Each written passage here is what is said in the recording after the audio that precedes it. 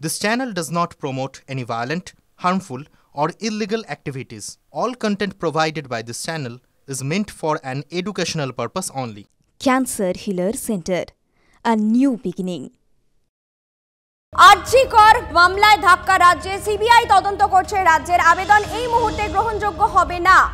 সর্বোচ্চ শাস্তি চেয়ে মামলা করার অধিকার রাজ্যের নেই, নির্দেশে জানালো কলকাতা হাইকোর্ট। এই মুহূর্তের অন্যতম বড় খবর, আরজিকর মামলায় ধাক্কা রাজ্যে, সিবিআই তদন্ত করছে। রাজ্যের আবেদন এই মুহূর্তে গ্রহণযোগ্য নয়, সর্বোচ্চ শাস্তি চেয়ে মামলা করার অধিকার রাজ্যের নেই, নির্দেশে জানালো কলকাতা হাইকোর্ট।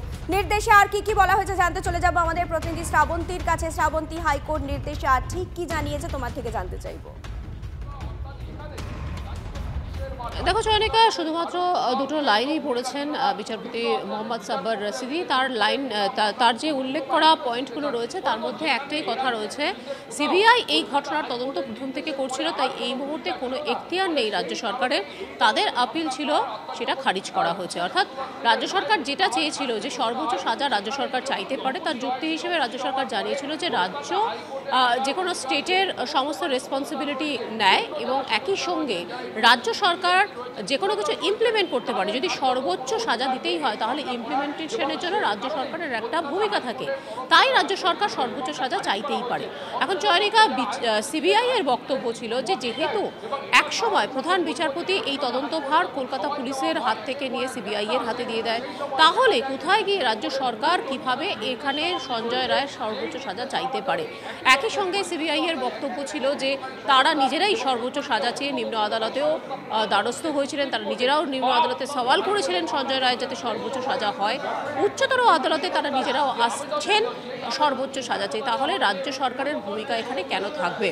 রাজ্য সরকারের যুক্তি ছিল যে যেহেতু তারা এক্ষেত্রে সিবিআই এর একজন পিপি থাকেন, যিনি এই অ্যাপিল করতে পারেন, কলকাতা হাইকোর্টে সেরকম পোস্ট নেই, তাহলে সিবিআই কিভাবে এই আর্জি জানাতে পারে। যদিও আজকে দেখা যাচ্ছে যে সিবিআই এর যে আবেদন ছিল তাতেই সেটাকেই গ্রহণযোগ্য বলে মনে করেছে আদালত, এবং রাজ্যের এই মুহূর্তে কোনো এখতিয়ার নেই সাফ জানিয়ে দিয়েছে বিচারপতি দেবাংশু বসাকের ডিভিশন বেঞ্চ।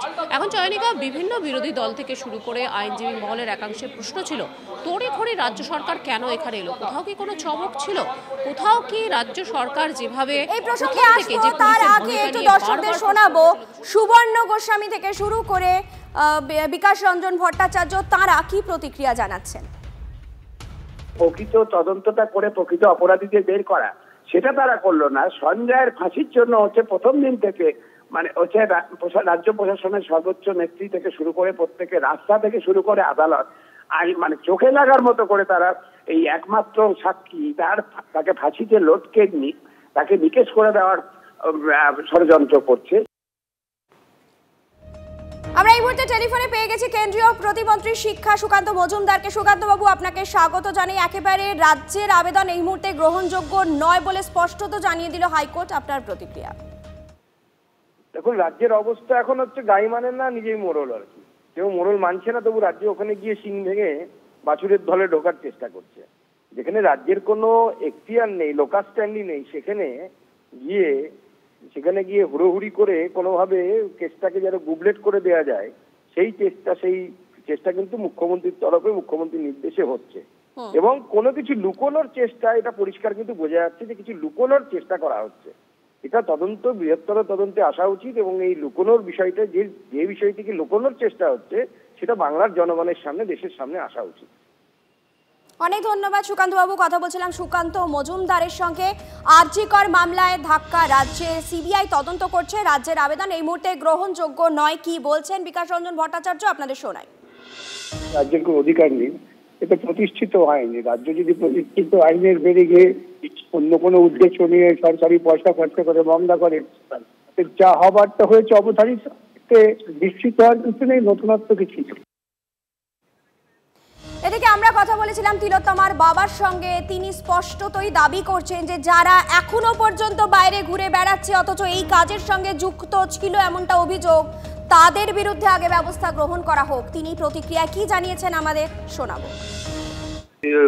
আদালত যেটা ভালো মনে করেছে সেটা করেছে, কিন্তু আমাদের মেইন বক্তব্য হচ্ছে যারা যারা বাইরে এখনো আছে, যারা এই ঘটনার সঙ্গে যুক্ত, তারা সব তদন্তের আওতায় আসুক এবং তারাও কোর্টে প্রতিষ্ঠ হোক এবং তারা চরম শাস্তি পাক, আমরা এদের এটাই দাবি। চোখ রাখবো এই মুহূর্তের একটা বড় খবরে। মহাকুম্ভে ফের অগ্নিকাণ্ড। সেক্টর 18-এ শঙ্করাচার্য মার্গে আগুন লেগেছে বলে খবর পাওয়া যাচ্ছে। আরো বিস্তারিত জানবো আমাদের প্রতিনিধি জ্যোতির্ময় কর্মকারের থেকে। জ্যোতির্ময়, কি খবর রয়েছে? দেখো, মহাকুম্ভের সেক্টর 18-এ শঙ্করাচার্য মার্গের হরিনান্দানি যে ট্রেন রয়েছে সেই ট্রেনটা ইতিমধ্যে আগুন লেগেছে বলে খবর আসছে এবং ইতিমধ্যেই দমকলের কর্মীরা সেখানে পৌঁছে গিয়েছেন এবং তার পাশাপাশি এই ট্রেনকে যারা সাধু সন্তরা রয়েছেন তারাও সঙ্গে সঙ্গে আগুন নেভানোর কাজে তারা যোগ দিয়েছেন। এবং যে খবর আমরা পাচ্ছি যে আগুন খুব দ্রুত নিয়ন্ত্রণে চলে আসবে এমনটাই দমকলের তরফ থেকে দাবি করা হচ্ছে এবং এই ঘটনায় কেউ এখনো পর্যন্ত আহত হয়নি। তবে আগুন লাগার কারণ এখনো পর্যন্ত স্পষ্ট নয়। তবে প্রাথমিকভাবে যে খবর পাওয়া যাচ্ছে, যেহেতু টেন্টের ভেতরে রান্না হচ্ছিল সেই জায়গা থেকেই আগুন লাগতে পারে এবং আগুনের ধোঁয়া বা আগুনের শিখা যথেষ্ট দূর থেকে দেখা যাচ্ছে এবং এই মুহূর্তে আগুন নেভানোর কাজ চলছে। ধন্যবাদ জ্যোতির্ময়, পরিস্থিতিকে নজর রাখো। কথা বলছিলাম আমাদের প্রতিনিধি জ্যোতির্ময় কর্মকারের সঙ্গে।